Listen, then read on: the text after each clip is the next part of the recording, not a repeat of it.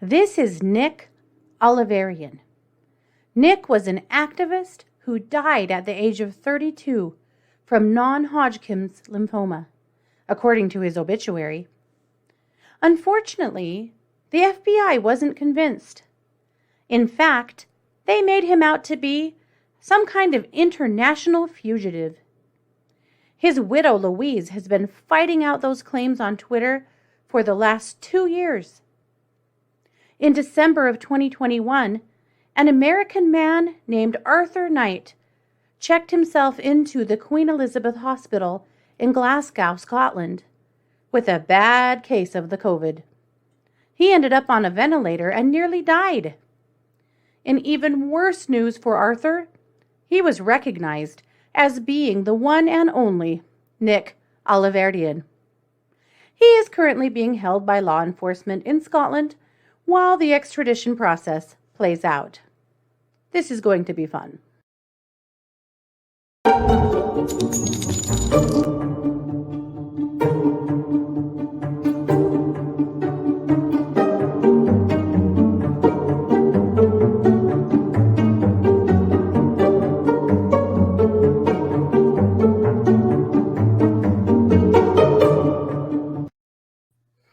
Hey everybody, and welcome to True Crime Paranormal with the Psychic Sisters. This is Katie Weaver. I'm here with my co-anchor, sister, and partner in crime, Christy Brower. Hello. Hello. Hey, everybody. Welcome to Monday. It is our Monday case already. We Hard to have a big believe. week. Yeah, We do have a big week. We have all kinds of stuff this week.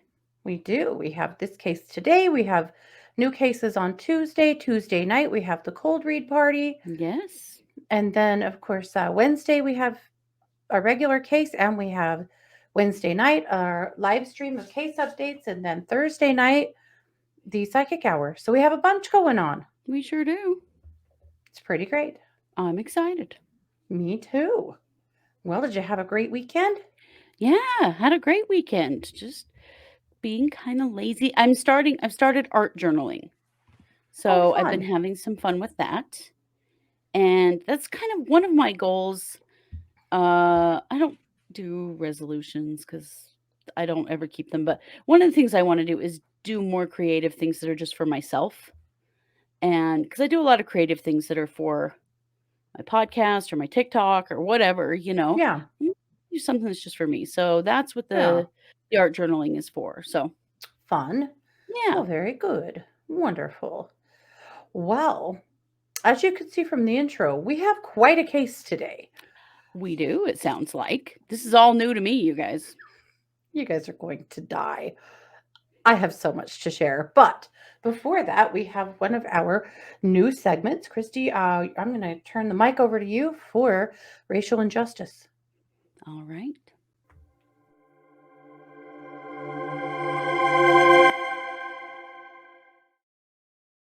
Have you ever wondered what might happen if the police came to arrest you because you had the same name as someone they were looking for? Well, that almost happened to our sister. Yes, it did. That is true.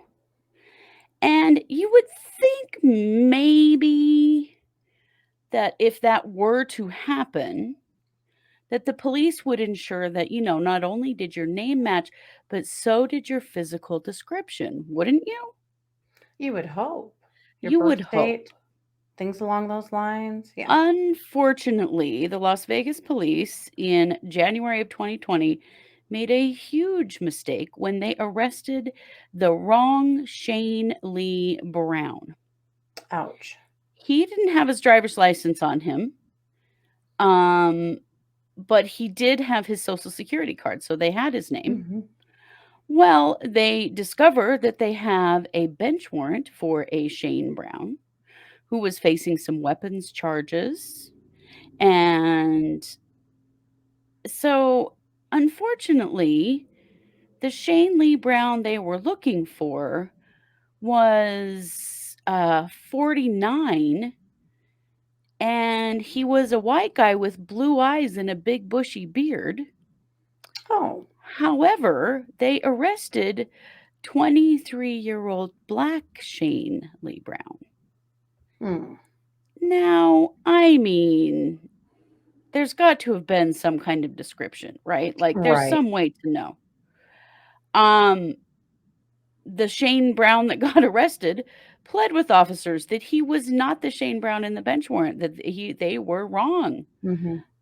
They completely ignored him. They took him to jail. He spent several days in jail in Las Vegas. They recorded him as an inmate with his correct date of birth, race, and height, but they assigned him. Oh, they also gave him a different identification number than the older Shane Brown, so it should have been obvious that this was not the same guy. Yeah. Finally, when he had gone before a judge, Mm-hmm. the judge compared side-by-side photos of them to discover that, in fact, this guy had nothing to do with the Shane Lee Brown they were looking for. Unfortunately, he would have spent 6 days in jail before this mistake was remedied. How? Because Because they're no one would listen racist to him. assholes.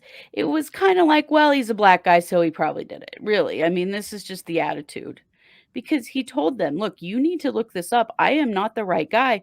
Mm-hmm. They would not listen to him. They had a description of the guy they were looking for, you know. Mm-hmm. The dude looked like Santa Claus. He was 49, he was white, he had a bushy white beard and blue eyes. And Yeah. yet, they arrested a black man. And kept him for 6 And days? kept him for 6 days. Oh my So, God. rightfully so, Shane Lee Brown, 23, is suing, and I hope he gets every penny he deserves. Me too. Yeah. Wow. And with that, I send it back to you for our main case. Okay. Well, let's talk about Nick. This is Nick Alahverdian. Okay. Nick is from Rhode Island, where he maybe supposedly was a foster kid. And I Oh, only say that because he's a big damn liar. So, what we know about his past and what's true is kind of iffy. So, there's a gotcha. lot out Okay. there, but it's a little bit iffy. According to Nick, he was a foster kid who was terribly mistreated in the system. Now, we can believe that. There's been a whole lot of that going down. Sure. He claims that he was sent off to some kind of like a boys' school in Florida where Okay. he was tortured and molested and treated very poorly. Mm. But we also know that at age 14, he began working as a page at the State House in Rhode Island. So, At 14? mhm, yeah, Okay. his claim. That So, seems odd. the timing is weird. Everything about this guy is weird.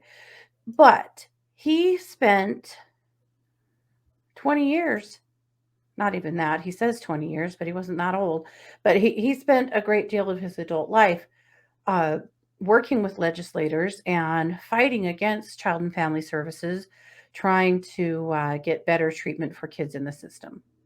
That was his big claim to fame, that that's what he was doing. Okay. He worked off and on in the state house, even as an adult.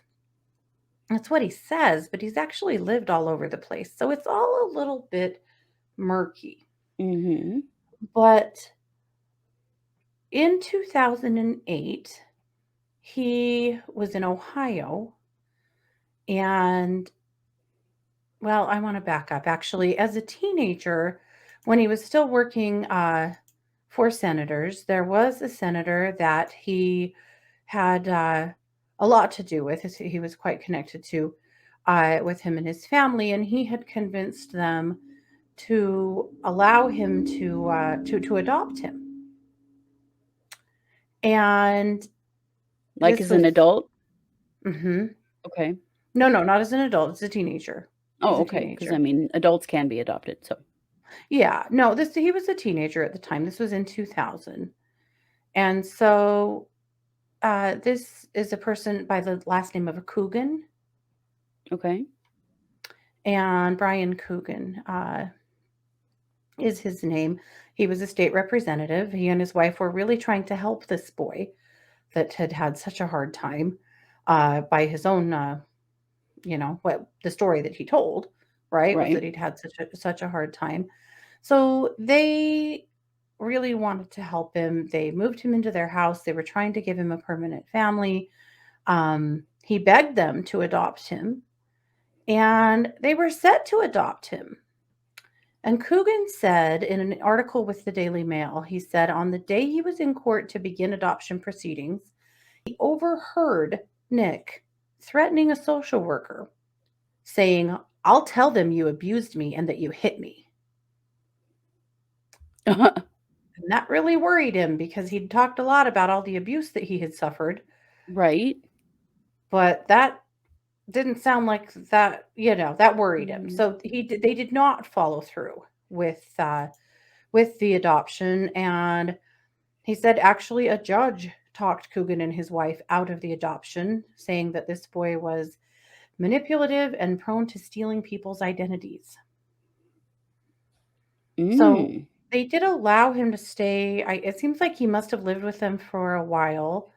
Uh, One thing that they learned is that a kid in their family, Nick was crazy smart, and a really good writer.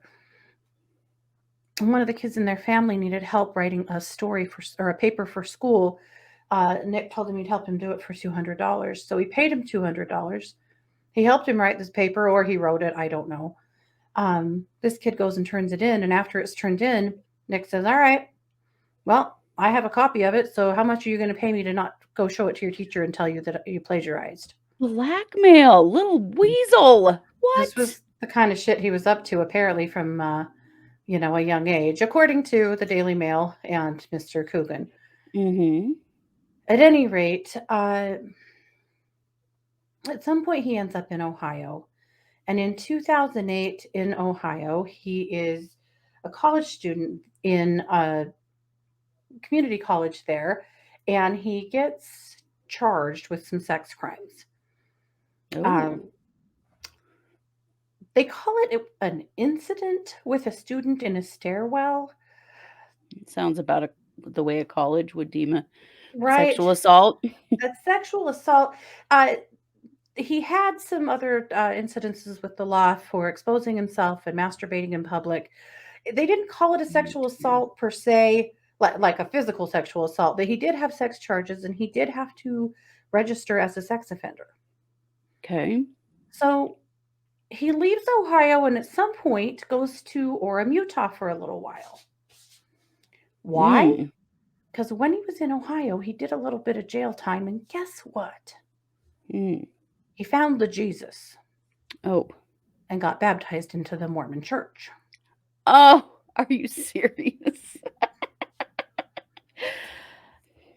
Why does it always come back to Mormons? I just don't know.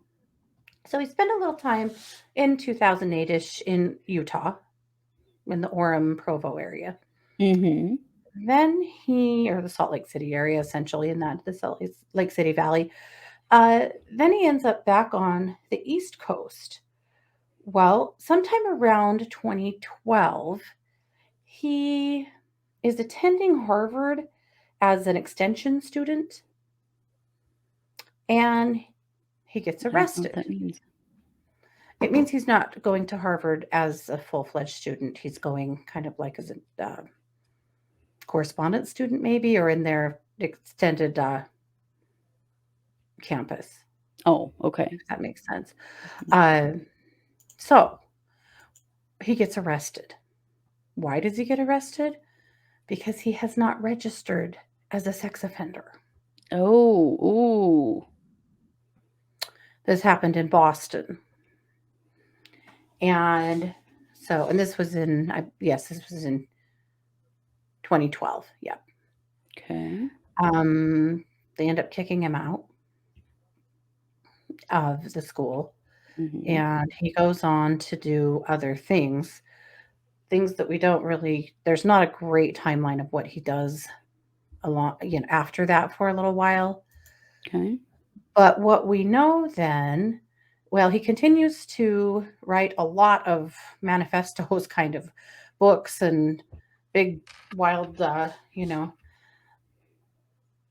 things are accusing of all of this abuse and going after the Department of Family and Child Services and really ingratiating himself with a lot of politicians in Rhode Island, trying to, write bills and, essentially to help kids, we hope, right? I mean, that's who he sells himself to be, but it's just a tough deal. There's even pictures of him floating around of him on the internet with Mike Pence.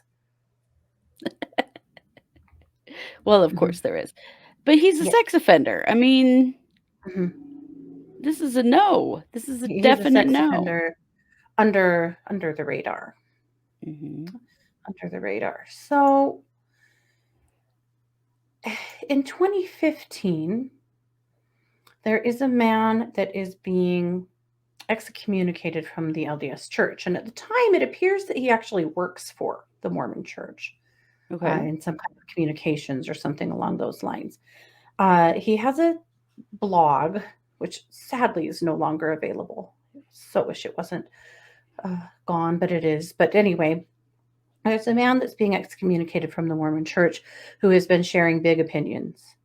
And a lot of LDS people are pretty upset about it. Some people are really kind of following this guy. Well, Nick has big opinions about it and has written some big hit pieces on this person. And those pieces have resulted in him getting a ton of attention. Some Brigham Young University professors have shared links to his articles, and he's suddenly getting all of this attention Oh, online. Mr. Unregistered Sex Offender getting all this attention. Well, that kind of came Ah, down on him. And yeah. here's what he says about this is a little excerpt of what he says about the person who's being excommunicated. Any idea who this person is, by the way? Um, I mean, what year was it? 2015. 2015? I don't know if it was John Dehlin. It was John Dehlin. Okay. Yeah. John Dehlin, yep, which I just found ironic because you and I both really like John Dehlin and his work. Anyway, Yeah, heck yeah. this is what he says about John Dehlin. Some of you guys will die laughing about this. Some of you won't get it. But if you've been following the Lori Vallow case at all, this will ring true to you. John Dehlin is hardly a leader. Speaking out against the church, its teachings, the doctrine, or its leaders is speaking out against Christ. Christ already came. The law was fulfilled in him. According to Mormon doctrine, Dehlin is acting like the Book of Mormon instigator, Korihor, No shit. He used Corihor. Oh, you guys. If you haven't denying been the following Christ. the Lori Daybell Vallow case, you should, because then you'd get that reference. Oh, that's funny. I have laughed myself silly about this afternoon. Following the formula of Christ's approach does not immunize one from the church discipline when that behavior is unchristian. Oh, hmm. So those are kind of the vein of the things that he was writing on his blog about Dehlin. Sure. Well, I found a lawsuit today while I was researching our pal Nick here from 2015, because apparently when his articles got, they were getting lots of hits to his website, he started getting quite a bit of mail, emails and stuff. Some hate Mhm. mail, some not hate mail, but lots of attention, right? Right. Well, somebody on Twitter messaged him and said, "Hey, I got this email from you. If this was you, you need to knock it off. If it wasn't you, you should know that someone's sending this stuff out." Well, it wasn't him.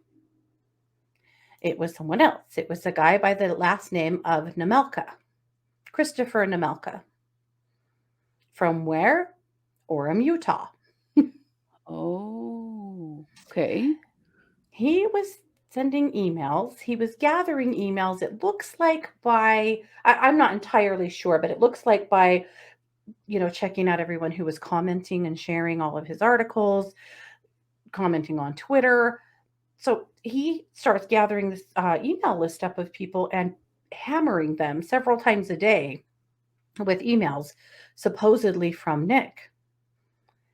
And they are a little disastrous for Nick. I can't read it all to you or we'll get kicked off of YouTube, but um, Oh. it starts with my beloved brothers and sisters. Oh boy. I am Nicholas Alahverdian and public relations specialist of the Mormon Church. I'm a registered sex offender. I'm a Mormon, with lots of links to all of his Oh. stuff.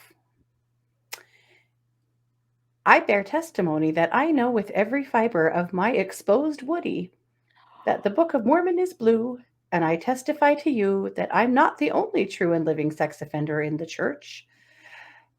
And it goes on and on and on. Oh my gosh. I'll link it so that you guys can read it if you want to. Again, don't want to get kicked off YouTube over it. I died. I Wow. died. There's Yeah. also a very ugly gay slur in it. Oh, well, of course. Then he followed it up with another email. Who is this genius? Oh, I'd you'll like to find give out. him a high five except for the gay slur. You're going to die. Okay. He says, there's the second email. Call me if you have a problem with my honest email. My number is, and publishes his true cell phone number. Oh. Also, follow me on Twitter. May the mighty Joseph destroy every single unbeliever with my iron rod. Please do not forget, I'm a sex offender, so call me, sexy ladies. Oh my God. Yep. Wow.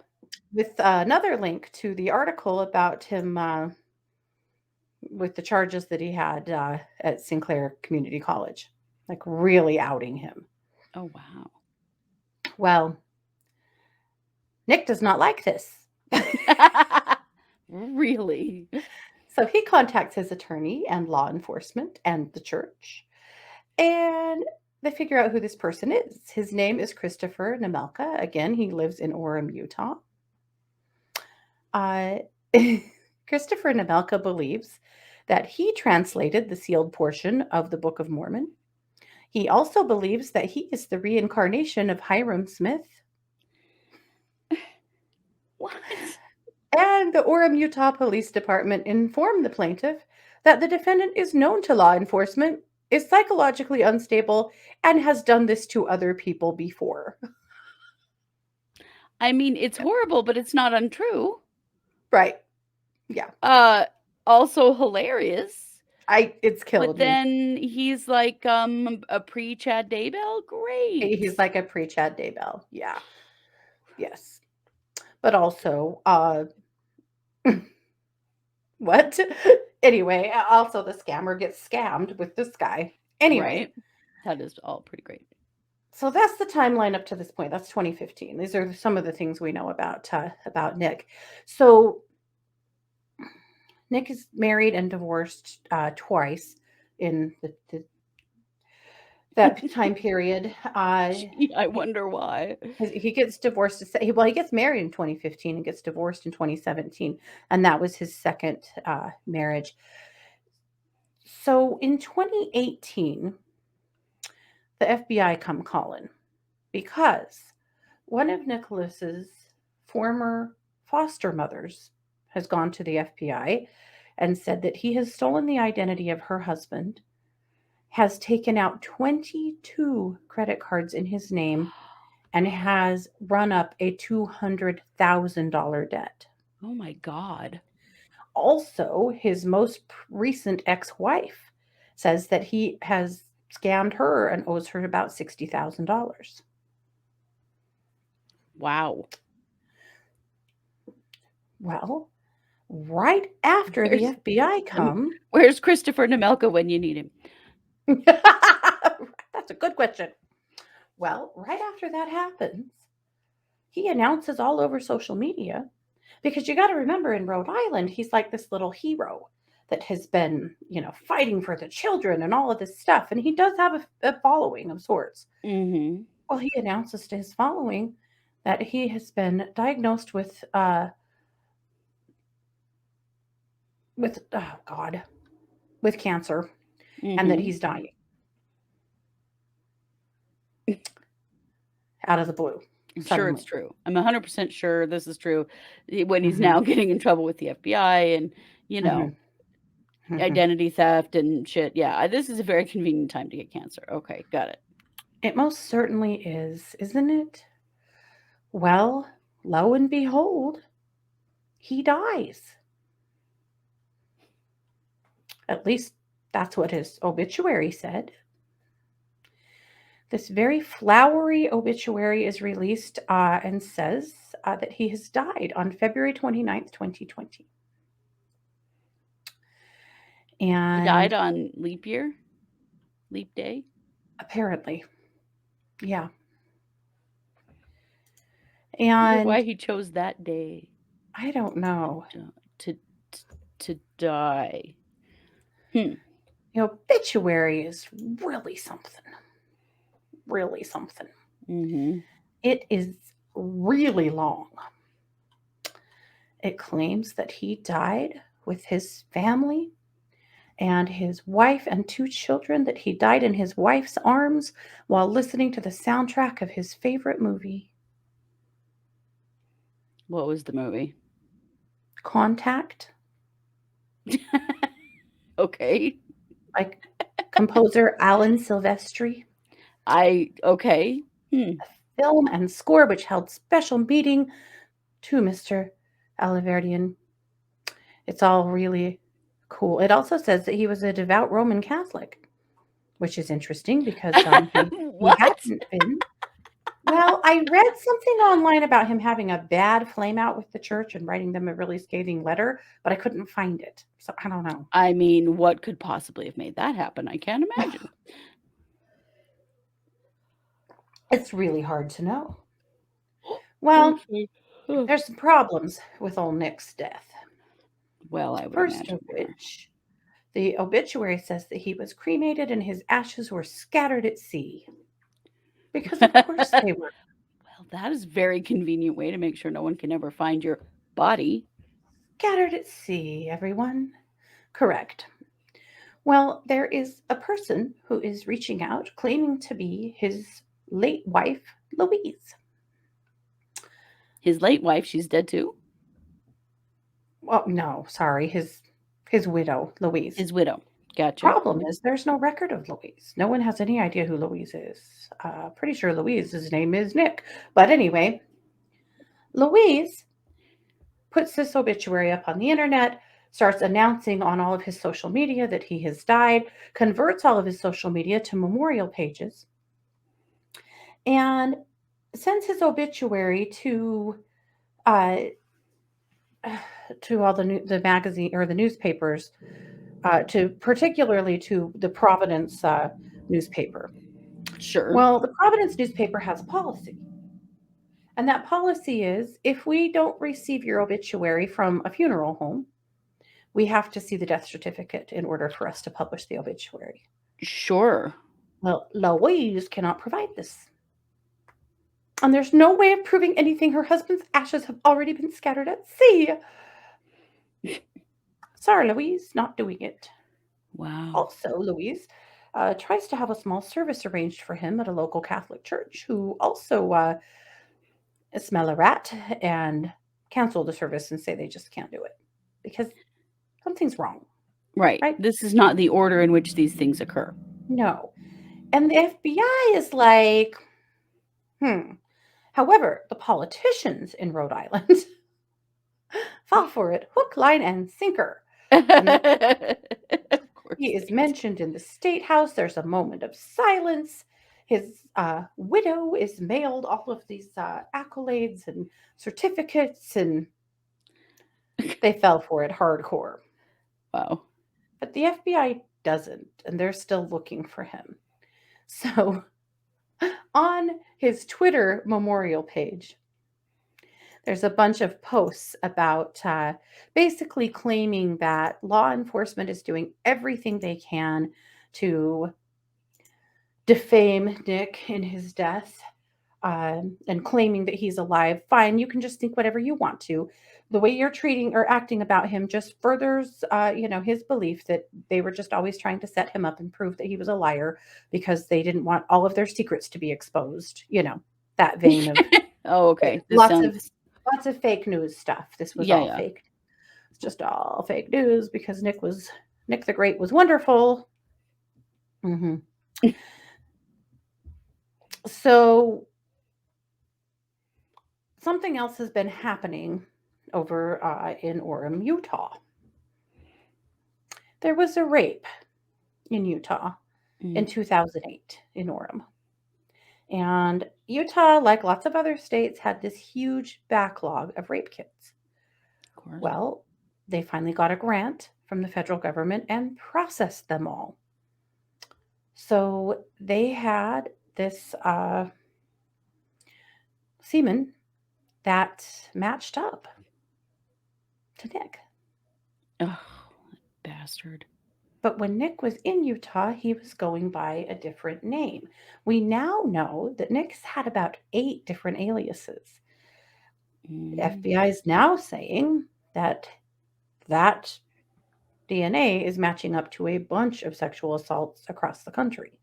Oh, So, this asshole. so not only is he wanted, particularly in Utah, but he was also already, being investigated by the FBI because of all of the fraud. But now it looks like it's possible that there'll be more sexual assault charges. So the FBI has been looking for him, and they actually had him listed in Interpol because some of the senators said that Louise had told them that they were living in various countries, in Ireland, in Quebec, uh, she had said that they had to live overseas because law enforcement was constantly targeting him and were just, trying to always cover up all their secrets. Yeah. Ugh. All right. So anyway, something happened to poor old Nick. He got the vid in Scotland. This is so much poetic justice, it just kills me.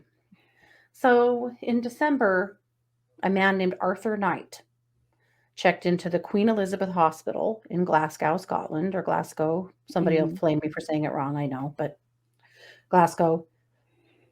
That's my best guess. It's close. That's my best pronunciation. He was very, very sick. He nearly died. He ended up intubated. Wow. Well, we're not entirely sure how the hospital put two and two together. We don't really know. There's parts of the story we just don't know yet. We'll get them. Mhm. But they end up calling Interpol and saying, we have a fugitive here. So that man who was claiming to be Arthur Knight was, in fact, our little Nick. Oh my god. So now we do know for certain that he has faked his own death, which, by the way, will come with more fraud charges. Oh, yeah, that's a big deal. hmm But he has lived. He's, he did live through the vid now. Good job, Scotland. They saved him. And so they have verified that he has now been on video in some kind of court proceeding. They are holding him there and getting ready to extradite him back to Utah. Utah Oh, gets first wow. crack at him, Okay. and then the federal government will be going, after with forward. It looks Well, like with their feds, charges please too. be prepared because Utah handles sexual assault cases about as well as Idaho. So he's not hmm gonna get much for this. Yeah, So, feds, do your best. be ready. Yeah, but also this guy has managed to, slide under the radar now for quite some time and get away with this stuff. God. So, yeah. Wow. He's hmm just I just I don't even hardly even know what to say. It's That's quite so it's almost a weird. catch me if you can kind of tale, Yes, yes, it is. Lots of stuff like, oh, the Wikipedia thing. So Oh, Wikipedia, he's been doing battle with Wikipedia for quite a while. because he put up his own wiki Of course he and did. has altered it over and over again. And then this last year put up a picture on his wiki that's of someone that's not him. Oh, And sure, to try to made show lots and off. lots of requests to delete all of the other pictures on Wikipedia of him until somebody finally went, "That's not him. That guy's it's a senator, actually, I think, or a politician of some sort." Anyway, they finally they figured it out, and put his right picture up and things. There's a new wiki of him that I don't think he'll That's really be able to. interesting, though, that he could be fighting while from the grave about Right. his picture, being, Mhm. which Well, picture it's should not be up on him. It's Wikipedia. a bunch of sock puppet accounts, Right, popping I up know, and but yeah, yeah. like, And he's a Wikipedia is like, pretty "What the gutsy little hell?" shithead, isn't he? Oh, yeah. Well, Wikipedia is like, "We don't get, like, all these requests to alter these accounts constantly. Like, what is this?" But Yeah, it's not just it partly was to make him look amazing. of course. Amazing. If you on the outside looking into this guy, you'd be like, "Wow, Harvard educated, No. wrote for Providence newspaper, deeply embedded in Rhode Island politics, activist who has been fighting for the children for the last 20 years." That's how he billed himself. The problem with that is While that, also being a sex offender. That's yeah, wow. yeah, and Trash I'm human. suspecting a lot more than we even know of yet. We'll find out. That none of that is there's so much more to come in this case. This is Well, just and I'd be so curious to find out what is his actual history? right. Like, Because what's his there's a real lot history? of lies here. Yeah. Yeah, Well, there are some interesting things here. The Providence News said he wrote in an opinion piece once that we published in our editorials. yeah, Never worked for them. no, Author, international author was another claim that he made. He has self-published a book. Uh, Harvard educated. This one's really interesting. He did attend Harvard briefly. He didn't graduate right, from Harvard. He no. also claims to be a political scientist and sociologist, but there's no proof that he's ever graduated from any college. Mhm. And maybe he has, but there's no one's finding that on the internet because now investigative Seems journalists are unlikely at this point. going crazy with this stuff, trying to figure out like who really is this person. Yeah. Right? So that's what we know. So I don't know if Louise is going to start hitting us up about this expose here. I don't know. However, I'm going to tell you, Louise, and anybody else, that I will put all of the links for all of the information that I found in the show description so that you can check them out for yourselves. I'll also Right. put a link to the article, or well, yeah, the legal documents between Alahverdian and Nemelka if you'd like to check out a little bit more about that very interesting case. And you can come to your own conclusions, but this is what we know so far, what we think we know so far. So we'll definitely keep an eye on this case because, well, I think it's very interesting. Uh, Mhm. and we want to know. But Well, also, if yeah, he's responsible for a bunch more sex crimes, then by God, lock his ass up. we want to know that. And we want to know that he Well, and is, the identity theft, man, that just screws yeah, up people's lives terribly. yes, it does. Yes, it does. Yep. So this is what we know so far. Wow, So, Christy, that is I'm going wild. to turn the mic over to you for a missing person spotlight. Okay, well, let's do that.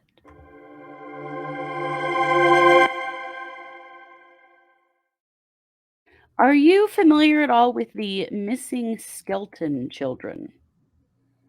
Ooh, that does sound familiar, but yeah, carry on. They went missing in 2010.